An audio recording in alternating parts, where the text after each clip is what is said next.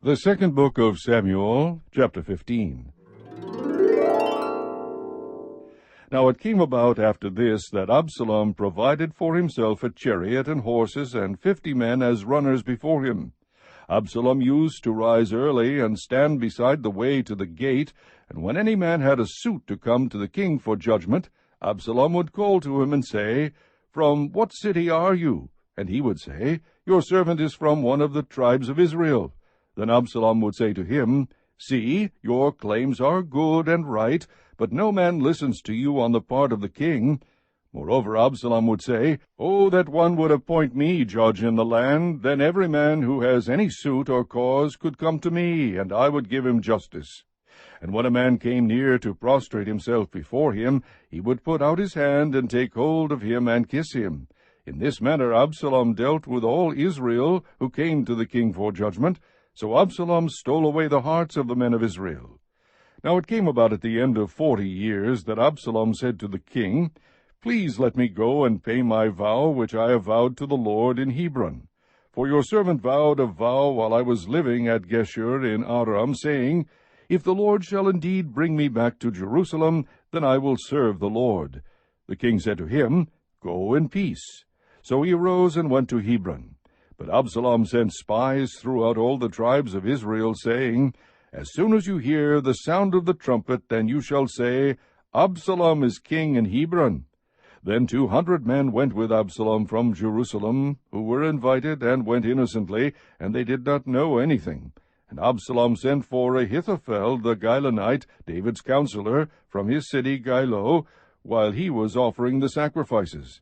And the conspiracy was strong, for the people increased continually with Absalom. Then a messenger came to David, saying, "The hearts of the men of Israel are with Absalom." David said to all his servants who were with him at Jerusalem, "Arise, and let us flee, for otherwise none of us will escape from Absalom. Go in haste, or he will overtake us quickly, and bring down calamity on us, and strike the city with the edge of the sword." Then the king's servant said to the king, "Behold, your servants are ready to do whatever my lord the king chooses." So the king went out, and all his household with him. But the king left 10 concubines to keep the house. The king went out, and all the people with him, and they stopped at the last house. Now all his servants passed on beside him, all the Kerethites and the Pelethites, and all the Gittites, 600 men who had come with him from Gath, passed on before the king. Then the king said to Ittai the Gittite, "Why will you also go with us? Return and remain with the king, for you are a foreigner and also an exile. Return to your own place. You came only yesterday, and shall I today make you wander with us, while I go where I will? Return and take back your brothers. Mercy and truth be with you."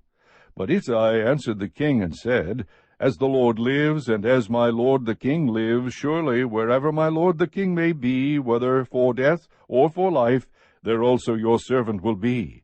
Therefore David said to Ittai, "Go and pass over."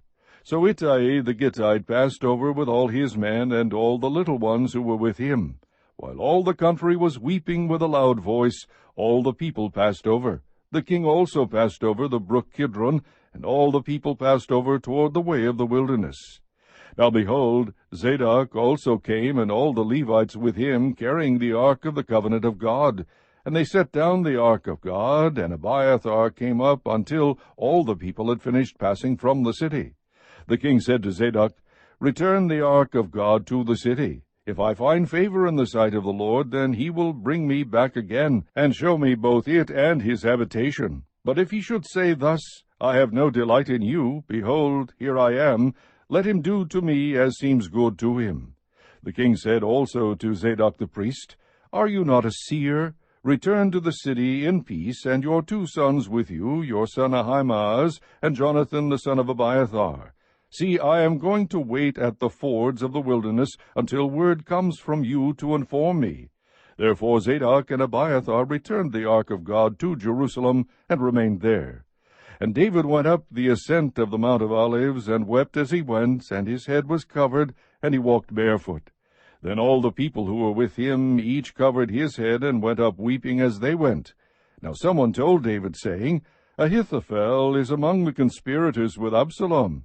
And David said, O Lord, I pray, make the counsel of Ahithophel foolishness. It happened as David was coming to the summit where God was worshipped, that behold, Hushai the Archite met him with his coat torn and dust on his head. David said to him, If you pass over with me, then you will be a burden to me. But if you return to the city and say to Absalom, I will be your servant, O king, as I have been your father's servant in time past, so I will now be your servant. Then you can thwart the counsel of Ahithophel for me. Are not Zadok and Abiathar the priests with you there? So it shall be that whatever you hear from the king's house, you shall report to Zadok and Abiathar the priests. Behold, their 2 sons are with them there, Ahimaaz, Zadok's son, and Jonathan, Abiathar's son. And by them you shall send me everything that you hear. So Hushai, David's friend, came into the city, and Absalom came into Jerusalem. Chapter 16. Now when David had passed a little beyond the summit, behold, Ziba, the servant of Mephibosheth, met him with a couple of saddled donkeys, and on them were 200 loaves of bread, 100 clusters of raisins, 100 summer fruits, and a jug of wine. The king said to Ziba, Why do you have these? And Ziba said, The donkeys are for the king's household to ride, and the bread and summer fruit for the young men to eat, and the wine for whoever is faint in the wilderness to drink. Then the king said, And where is your master's son? And Ziba said to the king, Behold, he is staying in Jerusalem, for he said, Today the house of Israel will restore the kingdom of my father to me. So the king said to Ziba, Behold, all that belongs to Mephibosheth is yours. And Ziba said, I prostrate myself, let me find favor in your sight, O my lord the king. When King David came to Bahurim, behold, there came out from there a man of the family of the house of Saul, whose name was Shimei, the son of Gera. He came out cursing continually as he came. He threw stones at David, and at all the servants of King David, and all the people and all the mighty men were at his right hand and at his left. Thus Shimei said when he cursed, Get out, you man of bloodshed and worthless fellow. The Lord has returned upon you all the bloodshed of the house of Saul, in whose place you have reigned. And the Lord has given the kingdom into the hand of your son Absalom. And behold, you are taken in your own evil, for you are a man of bloodshed. Then Abishai, the son of Zeruiah, said to the king, Why should this dead dog curse my lord the king? Let me go over now, and cut off his head. But the king said, What have I to do with you, O sons of Zeruiah? If he curses, and if the Lord has told him, Curse David, then who shall say, Why have you done so? Then David said to Abishai and to all his servants, Behold, my son who came out from me seeks my life. How much more now this Benjamite? Let him alone, and let him curse, for the Lord has told him. Perhaps the Lord will look on my affliction, and return good to me instead of his cursing this day. So David and his men went on the way, and Shimei went along on the hillside parallel with him, and as he went he cursed, and cast stones, and threw dust at him. The king and all the people who were with him arrived weary, and he refreshed himself there. Then Absalom and all the people, the men of Israel, entered Jerusalem, and Ahithophel with him. Now it came about, when Hushai the Archite, David's friend, came to Absalom, that Hushai said to Absalom, Long live the king! Long live the king! Absalom said to Hushai, Is this your loyalty to your friend? Why did you not go with your friend? Then Hushai said to Absalom, No, for whom the Lord, this people, and all the men of Israel have chosen, his I will be, and with him I will remain. Besides, whom should I serve? Should I not serve in the presence of his son? As I have served in your father's presence, so I will be in your presence. Then Absalom said to Ahithophel, Give your advice. What shall we do? Ahithophel said to Absalom, Go into your father's concubines, whom he has left to keep the house. Then all Israel will hear that you have made yourself odious to your father. The hands of all who are with you will also be strengthened.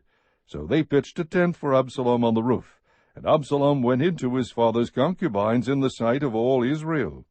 The advice of Ahithophel, which he gave in those days, was as if one inquired of the word of God. So was all the advice of Ahithophel regarded by both David and Absalom. Chapter 17. Furthermore, Ahithophel said to Absalom, Please let me choose 12,000 men, that I may arise and pursue David tonight. I will come upon him while he is weary and exhausted, and terrify him, so that all the people who are with him will flee. Then I will strike down the king alone, and I will bring back all the people to you.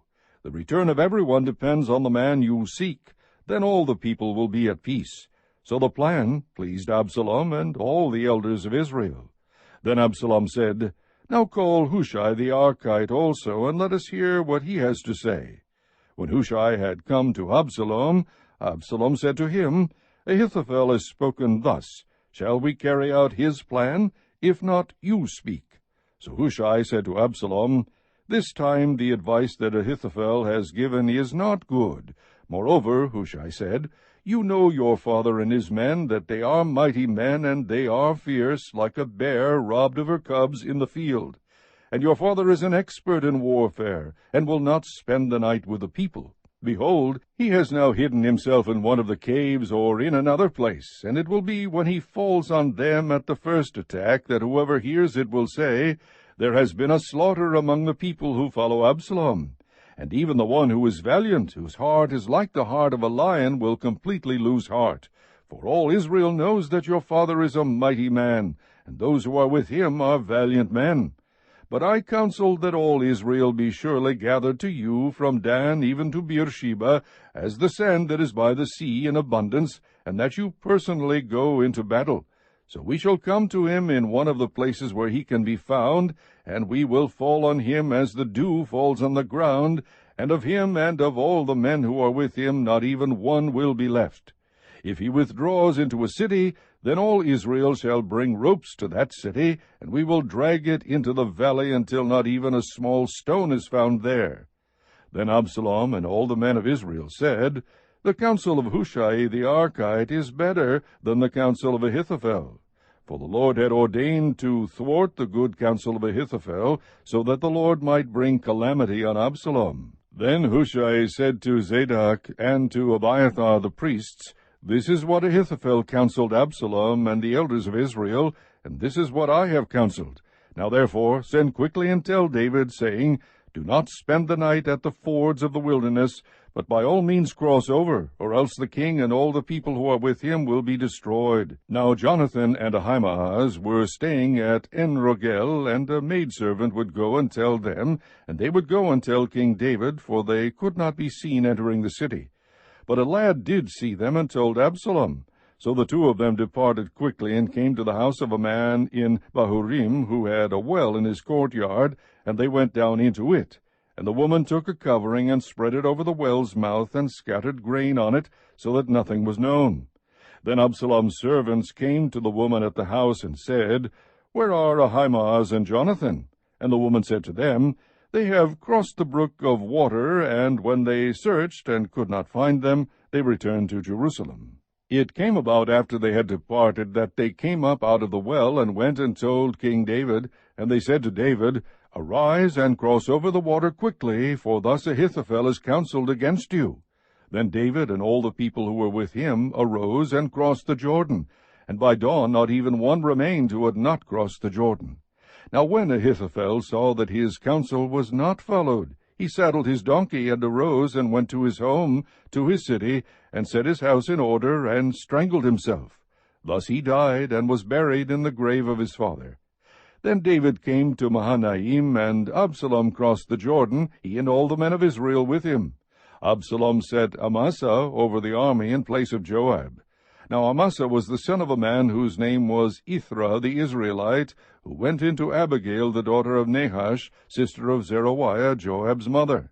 And Israel and Absalom camped in the land of Gilead. Now when David had come to Mahanaim, Shobai the son of Nahash from Rabbah of the sons of Ammon, Machir the son of Amiel from Lodebar, and Barzillai the Gileadite from Rogelim, brought beds, basins, pottery, wheat, barley, flour, parched grain, beans, lentils, parched seeds, honey, curds, sheep, and cheese of the herd for David and for the people who were with him to eat.